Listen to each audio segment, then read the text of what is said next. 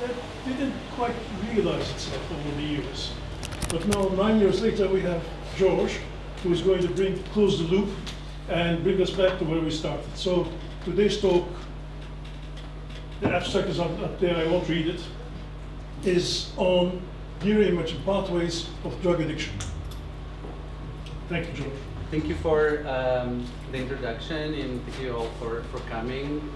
I'm really happy to be here and share my research. So today I'm going to talk about the neurocognitive and neuroimaging pathways of drug addiction. I will share some work that tries to go or to get a deeper understanding about the vulnerabilities, causal mechanisms, and recovery of addiction.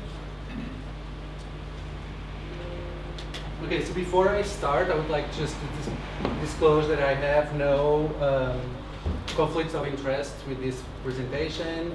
The research I'm showing here today was funded, part was funded by the Fundação Palestra e Tecnologia, but the other part was funded by the NIH, the National Institute of Health. Just putting out there, no conflict of interests. So I always like to start the presentation with a definition.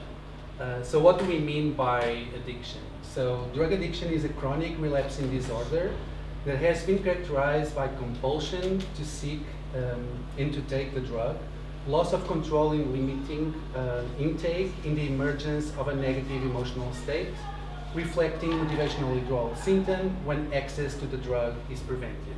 So this is a widely accepted definition in addiction in the field. In recent advances in the neurobiology of addiction led to the identification of three main stages of the addiction cycle.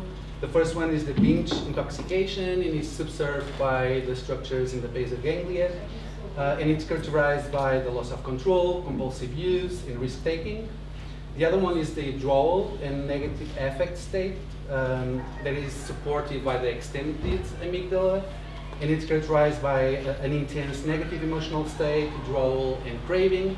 And then finally, we have the preoccupation and anticipation stage that is supported by the structures in the prefrontal cortex. And so this stage is characterized by feelings of craving, preoccupation, obsessions, and a high risk of relapse. In my work, I use a multimodal neuroimaging approach across the translational spectrum. Mainly, I use EEG, like a specific technique in the EEG, the event-related potentials, but I also do fMRI work. And my work focuses around the T1 and T2 phases of the translational spectrum of health research, where I try to translate basic science results to humans and also into patients to try to develop the most effective prevention and treatment approach for addiction. So this research is going to be focused on alcohol abuse and alcohol addiction. So I just want to take some time to let you know why alcohol abuse and alcohol use disorder is important.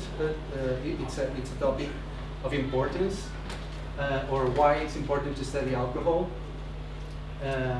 So alcohol has the highest economic costs to society compared to many other prevalent diseases. So we can see here, alcohol and other drugs has the highest cost to society compared to other diseases such as heart disease, depression, diabetes, smoking, and obesity. Alcohol use is also one of the leading causes of premature death and disability worldwide, and is responsible for 2.5 million deaths per year. So you can see here, and also these are the other causes, and alcohol is on top. And alcohol is also the most harmful drug. As you can see here, on the y-axis we have overall level of harm, and then on the x-axis we have the most consumed drugs. And we can see that alcohol has the highest level of harm compared to the other drugs. And one important thing to notice is that the alcohol is the only drug for which the harm to others, so the red part, is greater than the harm for the user. So it has harm that is not just specific to the individual, but also it harms other people. And just yesterday, an article was posted that says that the rates of alcohol use disorder and also alcohol dependence in Portugal has increased by 50% in a decade. So it seems that research on alcohol and alcohol dependence seems to, or focus on societal change, seems to be especially meaningful in the context of Portugal. And just to give an idea of like what living with alcohol use disorder or alcohol dependence looks like, this is a text that or a personal account that I took from the internet. So I'm just going to read for you. I never choose to be an alcoholic. Alcoholism, for some reason, chose me. It has no respect for age, gender, personal or financial circumstances.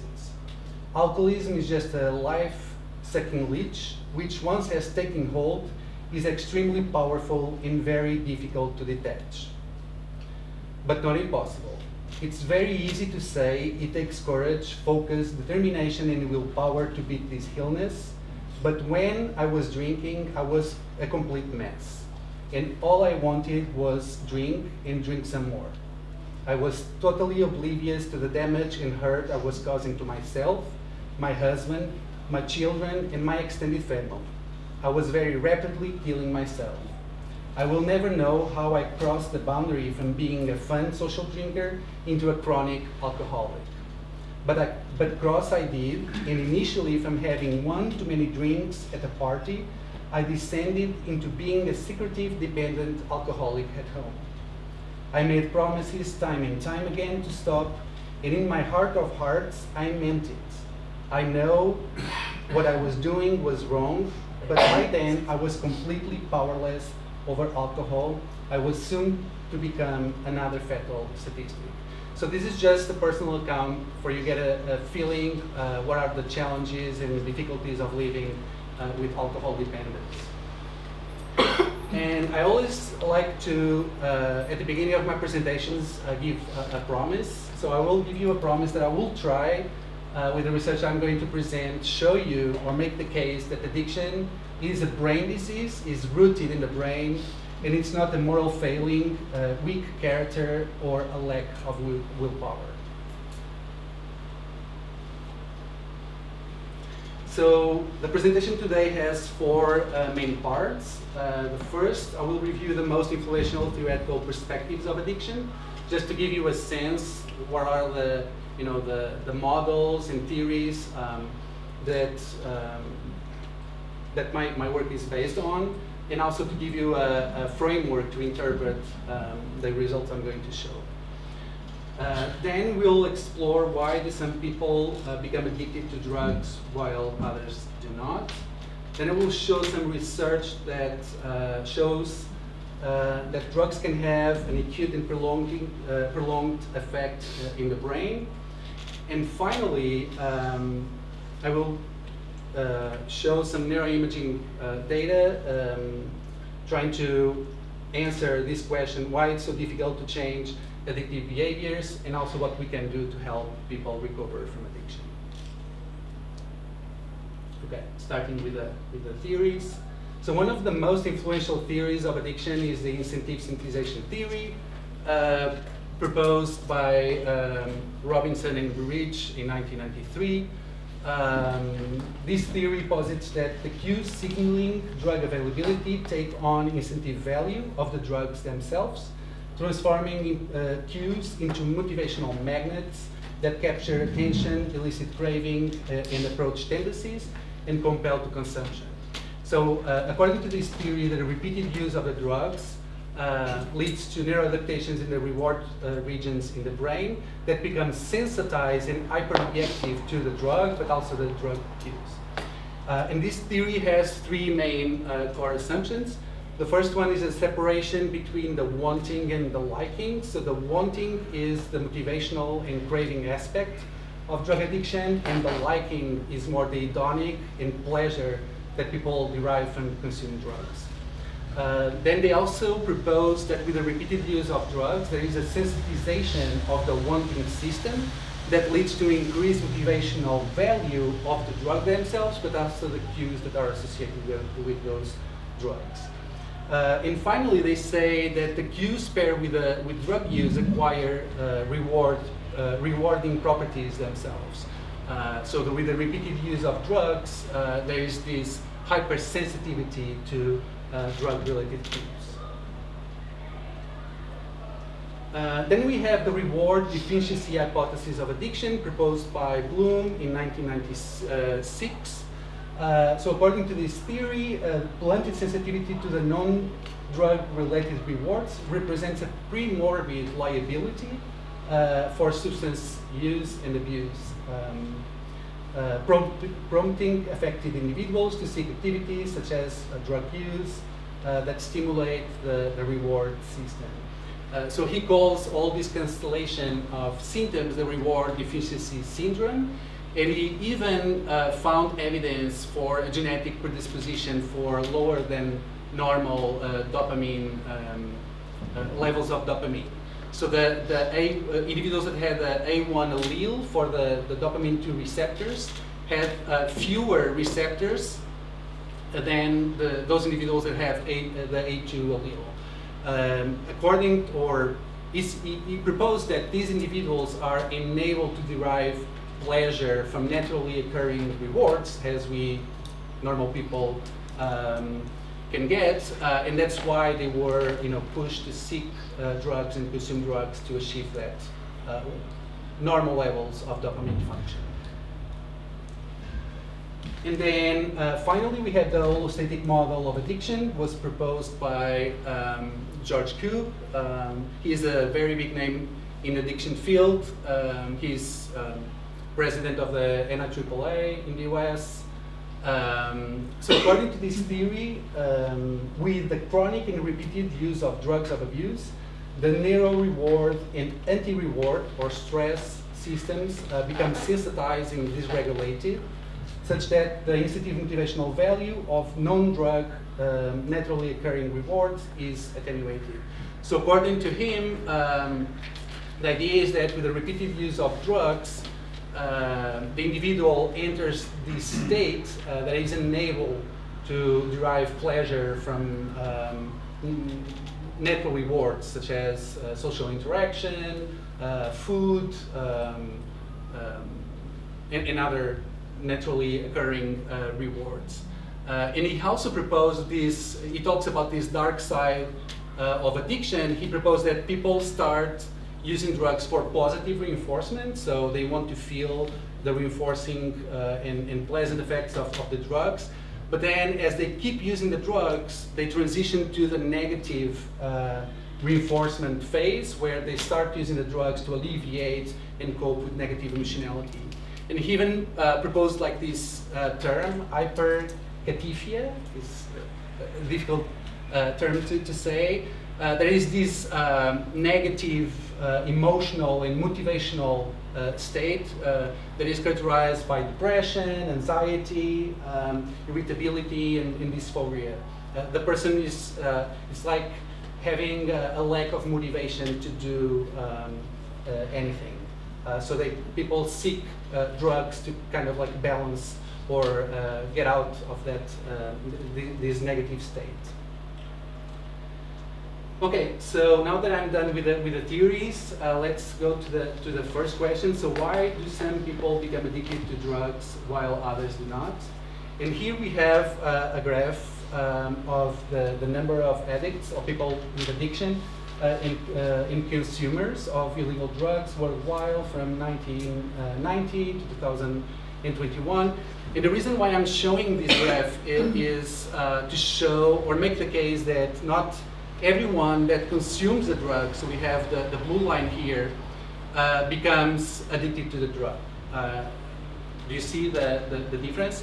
And also, there is an increase here, there is a trend, and that doesn't mean that the trend of the people with addiction is increasing at the same rate of the people that are using. So this is just making the case that not everyone that uses the drug becomes addicted to the drug. So it's important to understand why. So why is this the case, right? Drugs are supposed to be addictive, but not that there are people that are more vulnerable than other people. So it's important to like identify those individuals, right? Because if we do, then we can, you know, develop better or personalized prevention efforts to try to help those individuals. So we know that humans are evolved to experience reward from activities that promote survival. So, for example, food, exercise, and social interaction. But in addiction, there is a hyposensitivity to these non-drug rewards, and also a blunted reactivity, so a hyposensitivity and blunted reactivity to natural reinforcers. So people don't feel the same motivational value or approach tendencies to those rewards. But at the same time, in addiction, that they experience this hyposensitivity to the natural rewards, they have this over-evaluation of the drug rewards and enhanced reactivity to the drug reward predictive cues. So this led us to the question, is this differential valuation, so over-evaluation of drug cues, but the blunted reactivity to the natural rewards, is this differential valuation also observed in non-dependent individuals, or is it just a specific clinical feature indicative of addiction as a disease? And so to study this, we used the P3. So the P3 is a component of the event related potential that peaks around the 300 and 400 milliseconds. So we have the P3 here. And it has a posterior scalp distribution. And so the P3 was initially investigated as reflective of cognitive processes, such as working memory and also attention. But back in 1983, so some time ago, there was this Begleiter published this paper that showing that the P3 in stimulus, it's linked to stimulus incentive value. And so he wrote, a myriad of cognitive processes have been invoked to explain the functional significance of the P3. But his findings suggest that the P3 component may well index the subjective motivational properties of the environmental stimuli. So it's like it's a measure of the motivational value of the stimulus or the stimuli we see around us. And since then, we had other papers showing the P3 is linked to the motivational relevance with the conditioning experiment.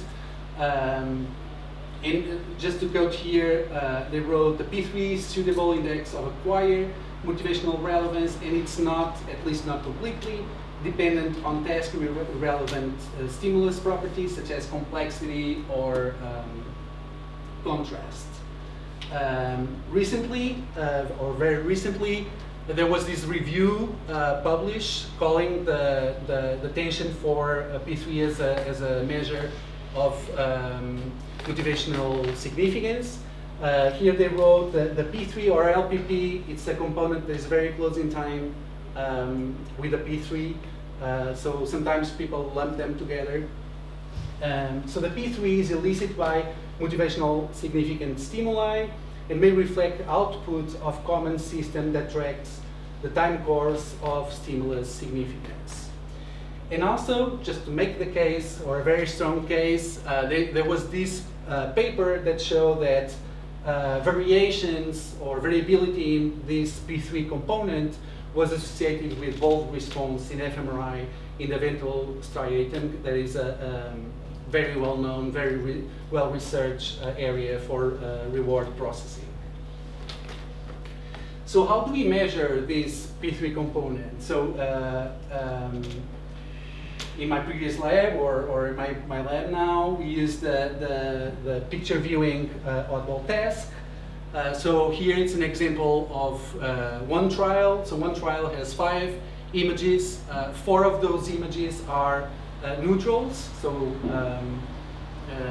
are irrelevant to the task. In one of the target, one of the images is the target. So in this case, the beer here, and the target appears either in the 4th position or 5th position.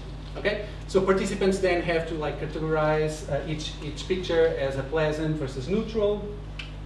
So they complete this test while EEG is being recorded. We get their EEG signal. We average. We do the pre-processing of this data. We get these ERPs that are time logged, and then we can quantify the P3 component. And again, I already said this, but the P3 has a posterior scalp distribution, and it's maximal at the PZ electrode. It's very like in the posterior, in the center. Okay, so this leads us to the first study that I'm presenting that tries to explore this reward pathology and AUD risk. So just so people can follow very easily, AUD stands for alcohol use disorder. So from now on, I will just say AUD instead of alcohol use disorder, just to make things easier. So for this study, these were the people, my advisor, and then another student at the time that we collaborate on this study. So participants were 143 young adults. The majority were women, and they had roughly 4 binge episodes in the past year. So it's not a very heavy drinking sample. They complete the picture viewing oddball test while EEG was recorded, and they viewed images of alcohol beverages, non-alcohol beverages, adventure images, so for example skydiving, bungee jumping, and erotic images, so people kissing, showing some affection, and some romantic love, depicting romantic love. Okay. So here we can see the grand average waveforms, stimulus locked waveforms. So as expected, the erotic images elicit a larger P3, followed by the alcohol, followed by the adventure, and then the alcohol. And then we can also see that the non-alcohol and neutral elicit a much smaller P3. And then what we did was, so from now on I will refer to the P3 elicited by alcohol cues as a CRP3, so alcohol cue reactivity P3. And then we took the average of the P3 amplitude for the erotic images and the adventure images, so what we call like the natural rewards, and we call it the reward P3. And then for the difference of the ACR P3 and reward P3, so that the differential valuation of alcohol relative to the natural rewards, so this difference score, we call it the reward dysregulation P3, okay? So here is just to show the, we have the models. So the first model includes just the ACR P3, so the alcohol cue reactivity as a predictor. The second model, we include the reward P3 as a predictor, just by itself. The third model includes both as predictors in the model. And then the last model, the number 4, includes the reward dysregulation P3.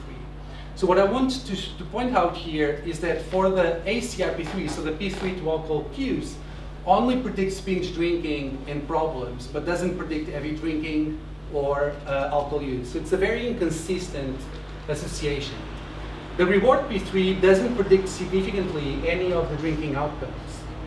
But then when we look at the reward dysregulation P3, it consistently and robustly predicts all the drinking outcomes. So it seems that this, looking at the different valuation of the P3 to alcohol relative to the P3 to the natural rewards, has some predictive value that is not accomplished when we look at the ACR P3 and reward P3 in isolation.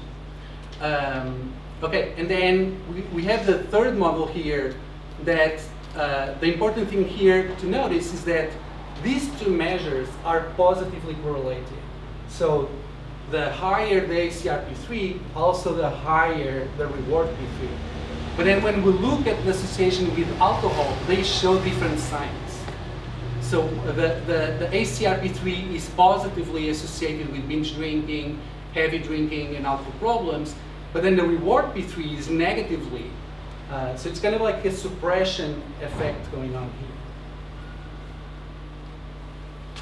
Okay, we also show some clinical utility and classification performance of this reward dysregulation. So we categorize people as high and low risk for developing alcohol use disorder. And then we use the ROC curves to quantify how well these P3 measures differentiate between low risk and high risk for developing an alcohol use disorder. And what we can see here is that the reward P3 had an area of under the curve of 0.73, so higher than the reward P3 and the ACR P3 that are its constituents, right? So those two measures form the reward P3. And the reward P3 can differentiate people at risk, low risk and high risk much better than the two in isolation. And then I just put here an area under the curve for a measure of alcohol use in heavy drinking. So it's close to the area under the curve for the reward dysregulation P3.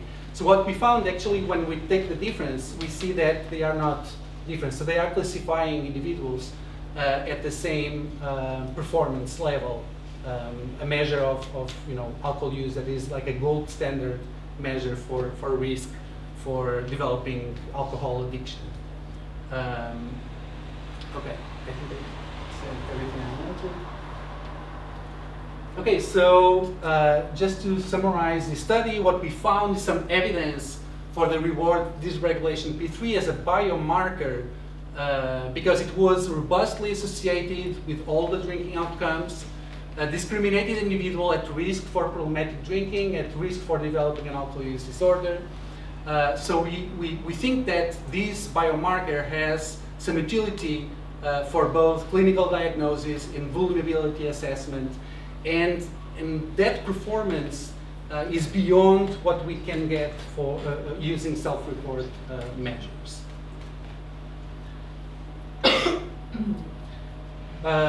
And this is just something that I have worked on over the years, but I think it makes sense to show here. So this is what I call like an integrative theoretical account of addiction. And what I propose is this difference. So this black line here represents initiation, let's say, of alcohol or drug use. So the difference before the use. So it's a difference that is not reflective of any effects of the brain, of the drugs in the brain, might constitute a vulnerability biomarker that compels individuals to start using the drug. And once the person starts using the drug, their neural drug cue reactivity starts increasing over time. And at the same time, the neural reactivity to natural rewards decrease over time. And I say that here decrease more slowly than the neural drug cue reactivity.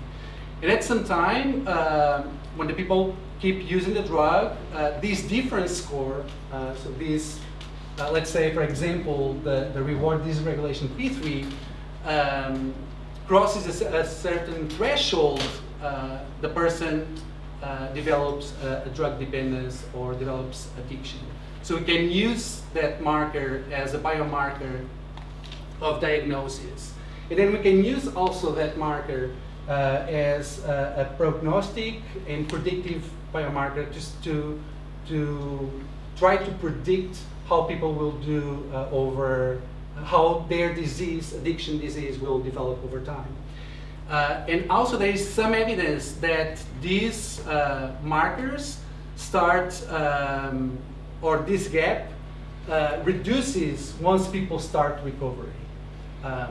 So can also use some type of biomarker to assess recovery and also monitoring how people are doing in treatment. Was this? Okay.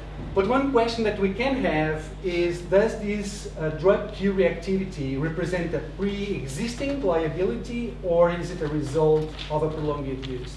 So people might have, without any use, might have this, pre-existing reactivity to drug use because friends or what they see other people doing, or even parents have some parent norms at home in regard to alcohol use, for example. So they might see their parents drunk, so they might have like some expectancies. So this reactivity might predate use. On the other hand, it could be the other case, right? It could be that it's just because of the repeated use of the drug that you develop this, enhanced reactivity to the drug cues. So this was one question I had, and this leads us to the third part of the presentation. What are the acute and prolonged effects of alcohol and drugs in the brain? So we are, or this question leads us to the assumptions that we need to make for causal inferences on observational data. So we can't, for example, take kids, right, that haven't used the drug, and then divide kids into groups, and then one, we make the kids use drugs, and then the other one, we don't. And then we see the effects, right? Like, this is unethical, we can't do. So that's why this answer is only answered by observational data. But there are assumptions that we need to meet in order to make or to infer causality from observational data. The first one is there must be an association, right? So we have our independent variable x, and then we have our outcome y, and they need to be related, right? So we already know this is true. Right, for the alcohol involvement, for example, heavy drinking, and then neuro-alcohol cue reactivity, using different measures, we see that they are related. The second assumption is we need to establish some temporal precedence, right? So if one predicts the other, one needs to come first, and then the other second. Very easy, right? So we need to assess one at time 1, and then the other one at time 2. So this is establishing a temporal precedent of x on y. And then we have the confounder. So we need to rule out any possible confounder that might explain this association, right? So one example is not related to this, but it just popped in my head. So for example, if we see an association between the number of ice creams sold and the number of shark attacks. So there might be a correlation, right? But maybe one variable that could explain both is temperature, right? When the temperature is high, people sell more ice creams, and then the sharks, like warm water, they go near the coast and attack people, right? So the temperature in that case is a confounder. So we need to, in order to establish that this relation is truly causal, we need to account for the confounders. And we have several. In this specific case of alcohol leading to neuro-alcohol cue reactivity. So we have the genes. So the genes, someone might be carrying a particular gene that, and because of that they have a predisposition to use alcohol, but also predisposition to develop incentive salience for alcohol cues. We also have the family environment that can explain it. We also have the unique environment of that particular person that can explain that association. And finally, we have, once we establish that and rule out all the confounders, we need to establish that changes in X, in our independent variable, cause changes in Y. So all these assumptions need to be met, but then we have a fundamental problem. And this problem is the impossibility to observe a counterfactual scenario. So I will just give an example. So someone, it's measured at time 1, right? We get to that person the measurement of X, and then we wait some time, and then we measure the NeuroQ reactivity at time 2, right? That person drink in that period, and then stop. So we have that. Ideally, we would pick the same person and bring back to time 1 and ask that person don't drink, wait the same time, and then measure at Y. But we can't do that, right? Because that person already went through the first try. So that's the counterfactual impossibility of having a counterfactual scenario. So the ideal would be someone, for example, having the same genes, the same family environment, and then we can say, if we rule out these two, right, we can say that this association might be driven by their unique experiences, right? So if we control for that, we know that this association, it's only possible because, for example, unique experiences of the person, personal drinking history, for example. Okay? So it's impossible to have the person being assessed at X and then Y, bring that person back. However, we can have a person with the same genes in the same environment. And that leads us to the monozygotic twins. So monozygotic twins, they share 100% of their genetic makeup, and they share, if they are reared together, so in the same family, they share the same family environment. So the only thing that varies between them is their unique personal history with drinking. Does this make sense? So just to give you like an example, we have Jennifer and Karen. They are identical twins with the same genetic makeup. They have the same family environment because they are reared together in the same family. So the effect of their parent and family context is equal for both of them. And they have the same predisposition of acquisition of incentive salience for alcohol cues, let's say. So they have the same P3 amplitude for alcohol cues, okay? But then Jennifer is a heavy drinker. She drinks more than 8 drinks per day. So it's a really, really, really heavy drinker. But Karen doesn't. Only drinks 1 or 2 drinks per month. Some months she doesn't drink. And her preferred beverage is lemonade. So then we can see, we can look at their P3, right? Like later on we can look at the P3. And so if Jennifer has a higher P3 than Karen, we can say, because they are identical twins, that that effect is due to their genes, or it's due to their family environment, because they are both equal. The only thing that varies between them is their personal drinking history. So we can, on this way, establish like a causal inference of drinking on the reactivity to alcohol use. Was this? Okay. Let me just make it right here. Okay. And then if we bring the dizygotic twins, so the monozygotic twins share 100% of the genes. If they are reared together, they share the same family environment. And the dizygotic twins only share 50% of their genes, but they share 100% if they are reared together in the same family, 100% of the family environment. We can decompose using structural equation modeling.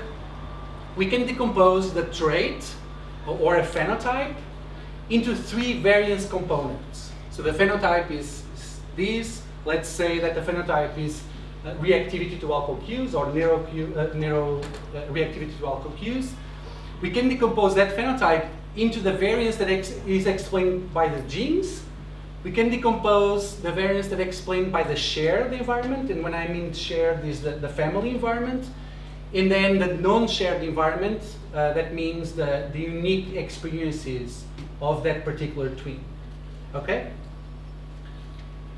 And so this leads to a second study that we ran that tries or the goal was to see if the ACR P3, so that P3 component to alcohol cues, was shaped by the heavy drinking.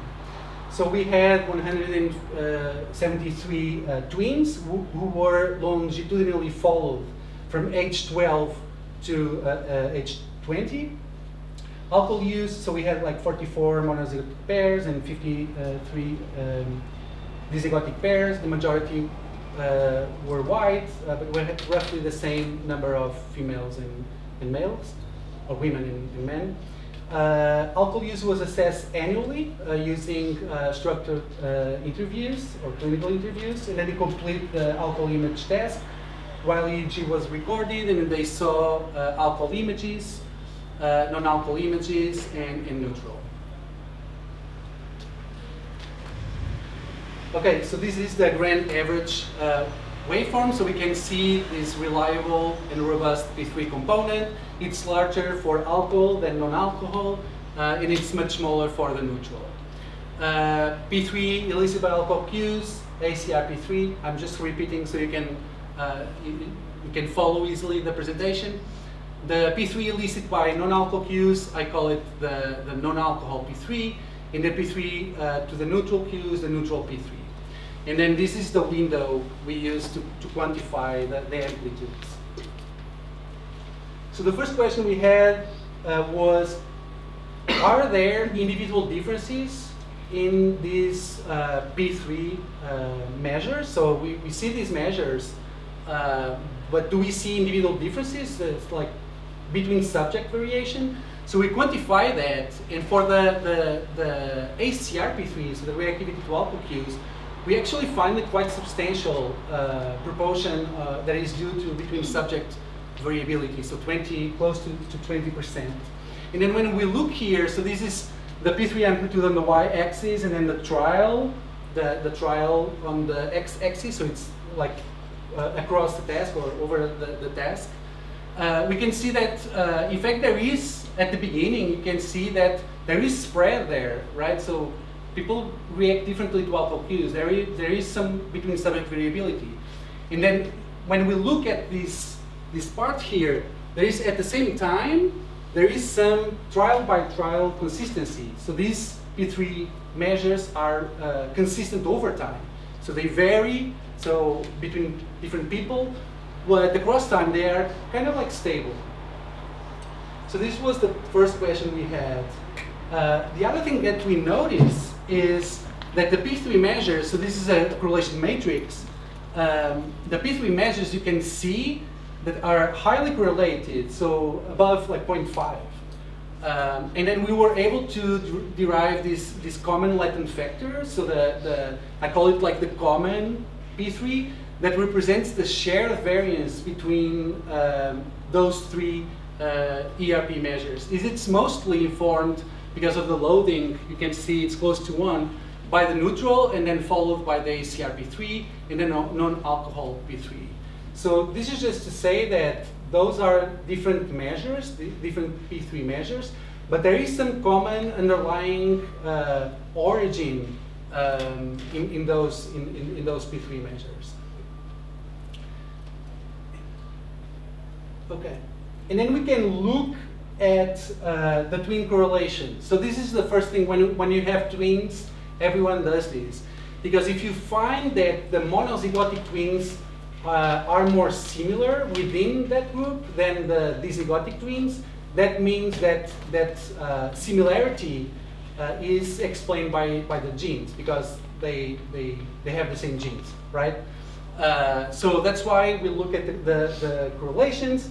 So in fact, that's what we see. We see great phenotypic similarity in monozygotic twins. And we see, so this is the interclass correlations on the y-axis. On the x-axis we have the ERP measures. They all tell the same story, but I will focus on the ACR-P3. There is not much overlap between the interclass correlations for the monozygotics or the interclass correlation for the dizygotic twins, which points that these individual differences in ACR-P3 are highly heritable and also strongly genetic determined. And I just put there the heritability estimate, 65% of that phenotype is explained by the genes. Okay? And here it's just like a different way of plotting. So this is the monozygotic twin correlation, the dizygotic twin correlation. This black line here would mean that they are equal, right? Because they fall in the same line. This here, this dashed red line means when the monozygotic twin correlation is twice as large as the dizygotic twin correlation. So for example, let's say 50 here for the monozygotic responds to 0.25. Okay, and so we can see for all the P3 measures, they fall below the dashed red line, which means this strong genetic contribution. Okay, but the other question, or the question that we were like really interested in, was does the unique environment, right, like your experience in daily life with drinking, does it affect the ACR-P3? And then we can see here that because we had like monozygotics and dizygotic twins, we could tease apart the variance in 3 components. We can see that the additive genes explain roughly the 65% of the variance. The shared common environment, like the family environment, explains 0. So it doesn't influence if the parents, have easy parent rules about drinking or drink a lot, or that doesn't matter. It's 0. And then we actually have 35% of the individual differences in the alcohol Q reactivity P3 being explained by the unique environment. So it's here, okay? So, but what explains that variance? Because we have monozygotic twins and dizygotic twins, we can use structural equation modeling because the twins share part of the gene. So in monozygotics 100%, dizygotics 50%. We can't use a regular regression because it violates the independence of the observations, right? Because there is some dependency there. So instead of modeling just as each individual as being independent, we need to account for the twin pair because they will be more similar within the pair. So you can use the multi-level modeling, and then you can center differently the predictors. You can do a centering within the pair, and then you can do a centering between the pair. Does that make sense? And then in that way, you can find these beta Y, that is the beta of the predictor that was, the beta Y, no, the beta B. So it corresponds to the predictor that was centered between the pairs. It corresponds to the family-wide liability, so the genes plus the family environment. And you have the beta W, corresponds of the predictor that is centered within the pair, okay? And that represents a non-shared and unique environmental contribution. And so if you put both in the same model, you can test for the effect of the non-shared unique environmental contribution, controlling, so not account not account is not the right word. So controlling or adjusting for their family-wide liability. So genes plus family environment. And that's exactly what we see. So we have different predictors: age at first drink, alcohol use, and heavy drinking. And then for the first model, we have the ACR-P3. And then we have the 2 predictors. And then we can see that the only one that is significant is within pair. So the beta W. So the effect of the non-share or unique environmental contribution of heavy drinking on the ACRP3. And that effect is specific to the reactivity to alcohol use, because when we look at the reactivity to the non-alcohol P3, that effect is not there. It's not significant. Okay? So in fact, we show controlling for the genetic and family environment that heavy drinking, so the unique experiences of heavy drinking of the twin, cause an increase in the P3 measured to alcohol use. Okay? And finally, what we also found was, so we have this, we can decompose the variance of a phenotype in these three sources of variance, right? So we have the genes, we have the shared environment, and then we have the unique environment. What we do was to plot those sources of variance by age of first drink. So we have the standardized variance on the y-axis, and we have the age at first drink on the x-axis. So we only have from 9 to 20. That's the sample we had. But the cool thing that we know here, it's also represented here, but I think it's easier to see on this graph, is that at early ages, let's say from 9 to 30, we have all these variants explained. So the unique environment, the blue part, and then the shared environment, so the family environment, explaining almost 80% of the variance, right? It starts declining, and later on, at age 16 to 20, it's actually the genes explaining more of the variance. So what this points out is that this period here, like early adolescence, might be a sensitive period or a developmental period of risk for environmental effects on your reactivity to alcohol cues. Does that make sense? So even if you don't have any genetic predisposition to develop, an enhanced reactivity to alcohol cues, if you try by environment, you will get it, right? Like it's here. But then, if you don't do that, but you have the genetic risk to do it, even if you drink later, you will develop that phenotype, that enhanced reactivity to alcohol cues. Was this clear? Okay. So I just show you the evidence, I hope, that unique experiences with drinking, so that the drug can have an effect on how your brain functions and reacts to the world. So the next question I wanted to ask was, can this alter neural brain responses caused by prolonged drug use, or in this case alcohol use, be restored with treatment? So we know in the literature that drug use can alter brain function, brain structure, even how the different brain areas connect to each other. One question I had was, is this like a life sentence, or if we stop drug use, can we recover those functions? So that's the question I wanted to answer.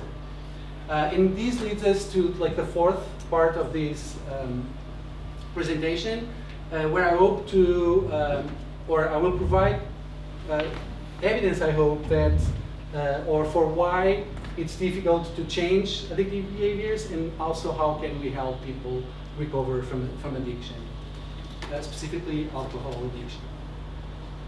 So there is one thing in the field that everyone talks because it's very common in the treatment field, is the revolving door, right? Everyone knows in the supermarkets, in malls, this revolving door.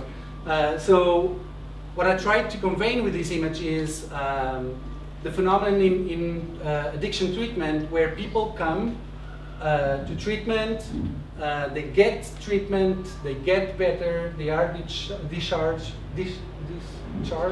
from treatment, and a month later, 2 months later, 6 months later, they come back and they are addictive, again, and they go through treatment, they get better, they get discharged, and so the cycle proceeds. So it's very important to understand, like early on, how the drugs, alcohol and drugs affect the brain, and specifically in this early stage when they are able to remain abstinent, so we can help them, and we can help their efforts to remain abstinent and don't consume drugs and recover fully.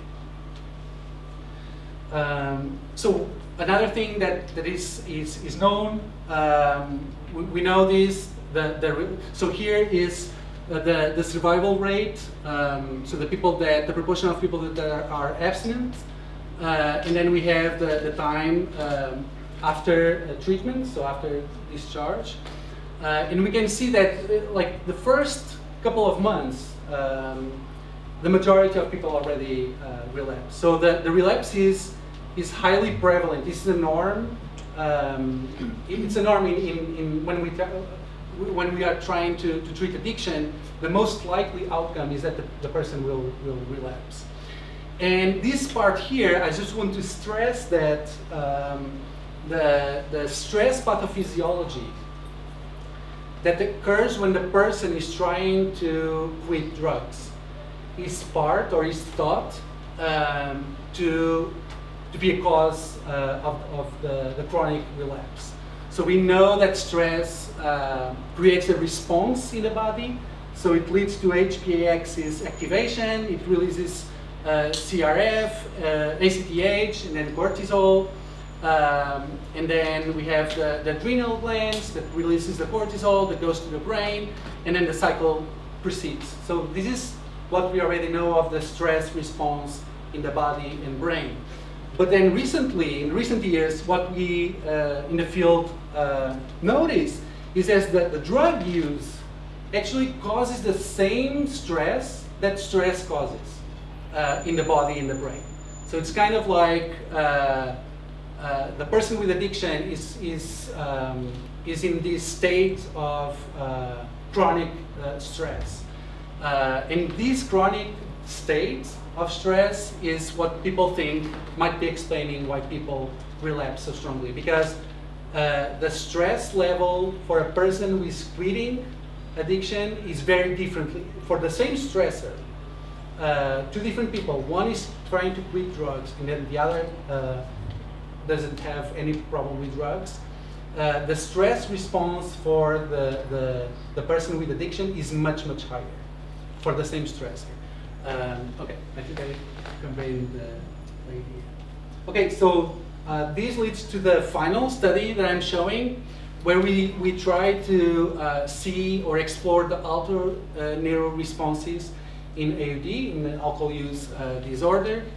This is the professors I collaborate with in this study during my postdoctoral training. And then, so AUD, alcohol use disorder, according to the DSM.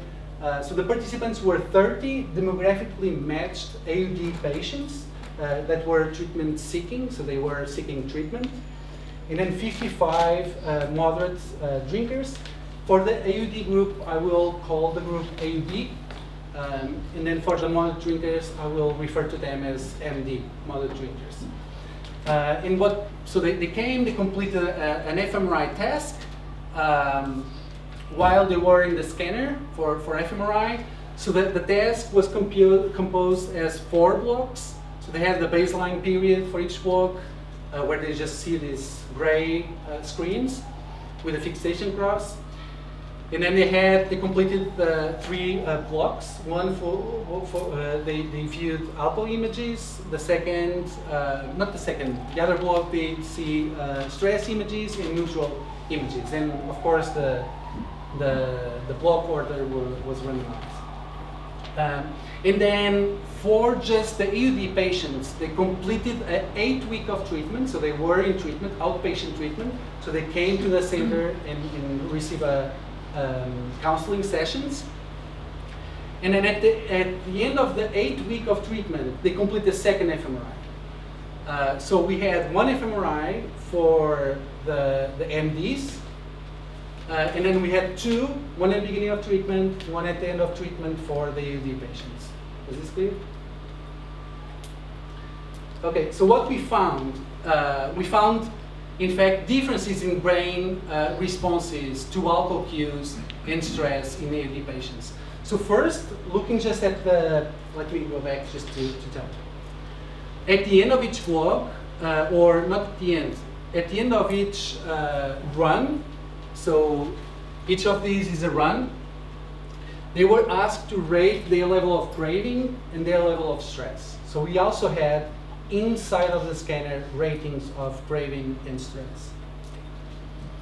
So when we look at, before going to the brains, if we look at the ratings of craving, so here, we see that independently of the condition, that AUD group, so the red bars, were higher. So of course, AUD patients have more craving compared to moderate drinkers.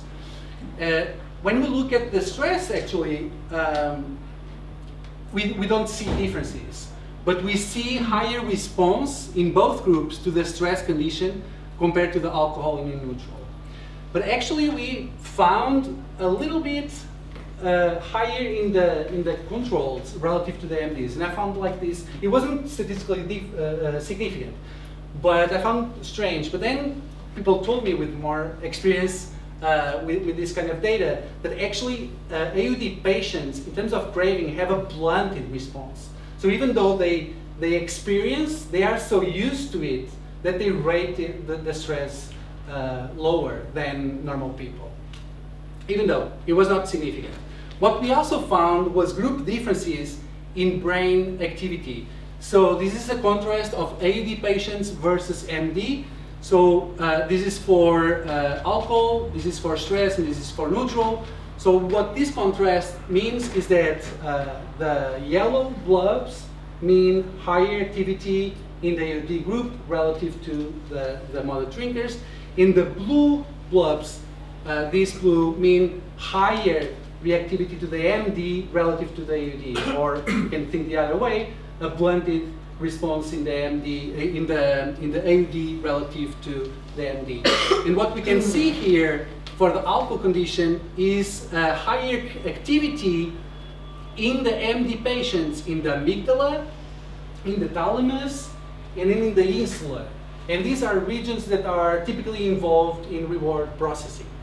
In the stress condition, we found a blue bob, so a deactivation in the AUD patients in the prefrontal region. So the prefrontal region, everyone knows, is the control center.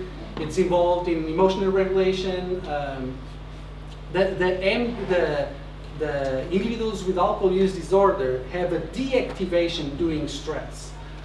So they were not, the way that we read this is that they don't have the abilities to control this type of emotion.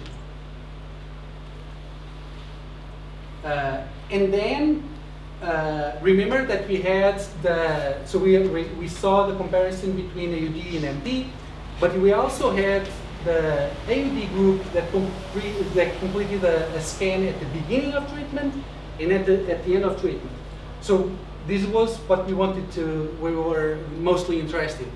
Are there treatment-related changes in brain activity? That was our main priority. But before going to the brain, we can see in the stress, so the red is pre, so it's the initial scan, and then the post is the after treatment, the scan after treatment. And we can see that for the alcohol condition and stress condition, there is a reduction from pre to post in terms of craving, which is, quite interesting. For the stress here, we see a reduction from pre to post for the stress condition, which is good. So they are feeling less stressed from the initial beginning of treatment to the end of treatment. But there are actually an increase here in the post, in the levels of stress ratings in the post relative to the pre in the alcohol condition. So I thought, oh, they are not, for the alcohol use, they are not improving. But keep in mind that these individuals are trying to abstain from alcohol, and you are showing them alcohol pictures. Of course, they will be more stressed, right? They are quitting. So that could explain that elevation in the post-scan after treatment in terms of stress ratings. In regard to the pre-treatment, we can see here for the alcohol. So this contrast is pre-treatment and post-treatment. So yellow blobs mean higher activity in the pre compared to post, right? So we see in the alcohol condition higher activity before treatment, so at the beginning of treatment in amygdala, insula, and subgenal ACC. Okay, so there is a reduction. So these are involved in reward processing, and we are seeing a reduction from pre to post in terms of rewarding processing of alcohol cues with treatment, which I think it's really cool. In terms of the stress, what we see here, also stress, amygdala is a very important region for, it has been linked to threat, stress, anxiety. We also see a reduction in the amygdala during stress from pre to post. And also we see here, you can see it's blue, the VMPFC, so the ventral medial PFC is recovering. It's blue, so it means that it has higher activity in the post relative to the pre.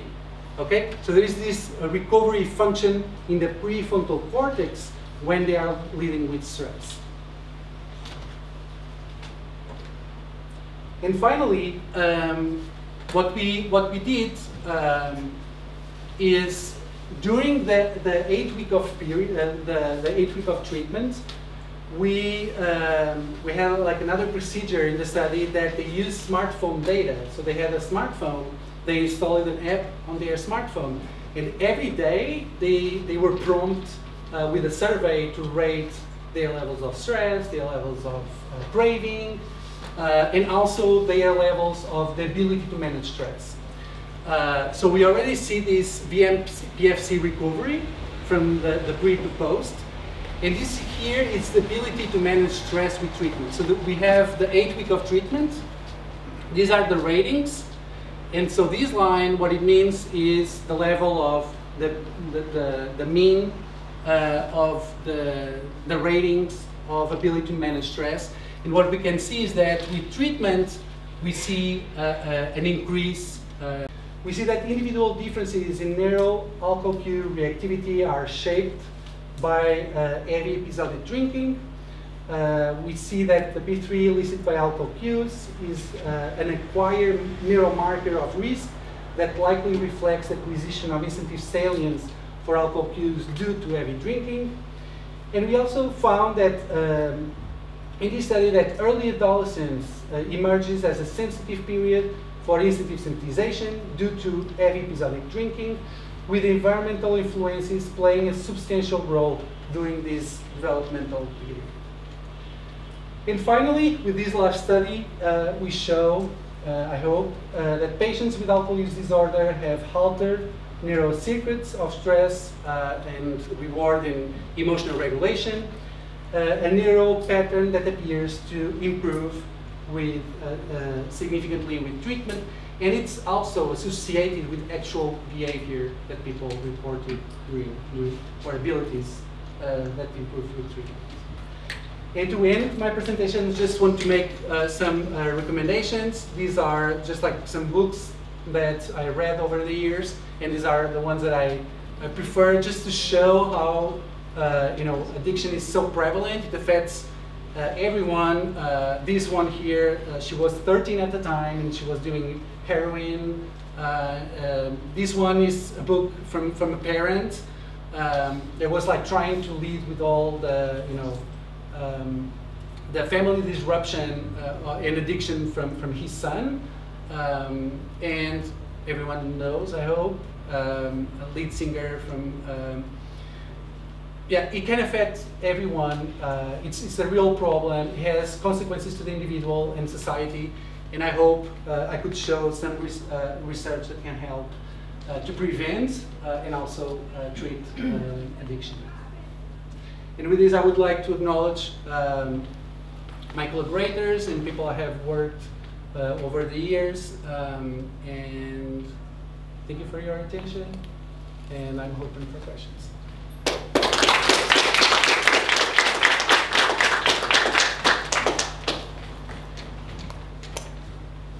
Questions, comments?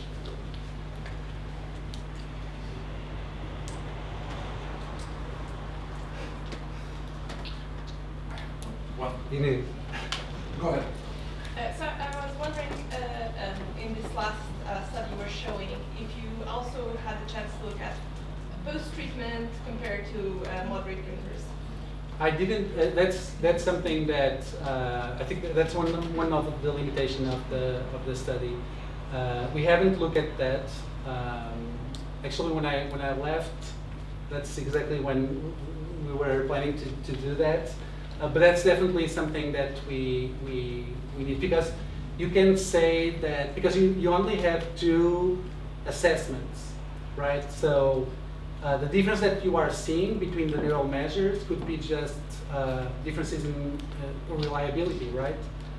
We are assuming that they are caused by less drinking, because when we correlate with other measures such as the stress, the ability to manage stress, we see that correlation. So we think that's not noise, but that's the other piece of evidence to show a comparison after treatment against the controls to see if they kind of like recovery and there is no difference between the groups. So that's a good call, but I haven't done that. I have 2 questions. The first one is probably very stupid. You said P3 is associated with occipital activation. You're using visual stimuli. Is it the same for if you would do the same experiment with acoustic stimuli related to drugs, whatever they are? Would it be the same? So that's a good point. So just one thing. It's not occipital. It's posterior. So it's parietal. Okay. And it's like the PC. It's parietal and it's in the center. But of course, it's also shows like higher activation in occipital. The tasks. So the problem with the ERP tasks is things change if you use a different paradigm. So if you use like a rotated edge task, that is like a circle that has like a triangle for the nose, and then 2 little circles for the ears, and then you have to. The task is to say if the nose is pointing to the right or to the left or to the center. So it's very abstract, not motivational salient stimuli.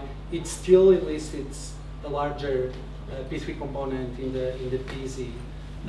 But there are other paradigms that have also seen P3 components in more frontal electrodes. It's messy. That's why I spend a lot of time with those studies, making the case for the P3 as a motivational significance, because that's why I try to see the field. I try to gather information that supports that a specific paradigm shows a certain functional significance of a ERP component, and then, but it's a good question. It's a good question. The second one is about the definition of reward circuitry in the brain. Do you distinguish at all between valence and salience? Not in the. Are you referring to the fMRI studies? Yeah, I'm referring to when you're talking about the value circuitry and the reward circuitry of the brain. There was a couple of references. Some were talking about valence, so value-based decision making. Some were talking about salience. So actually, That's a very good question. That's why I decided to present the theories of addiction to give us some. Sorry about. So they actually did. And so the separation of wanting, it's a reward system, and then the liking is the value system. And they show that these two systems are subserved by different regions in the brain. Their work is mostly preclinical, but they have shown differences in this in the secretive.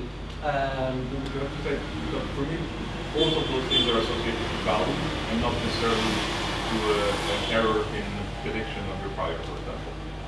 So salience is not related to value, right? Salience is there is something different. It has no value component to it. I co-found the two. I see your point. Most times I co-found the two, but I know like there is some research that says those two things are different. For example, for the fMRI studies, I talk about reward regions, and I talk like the nucleus accumbens, the putamen and caudate, and I know that they form the striatum. It's a reward region, but they are associated with different types of reward. Yeah.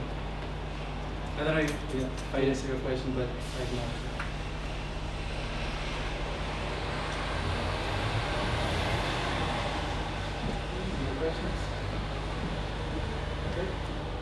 Thank you very much for coming. Thanks again.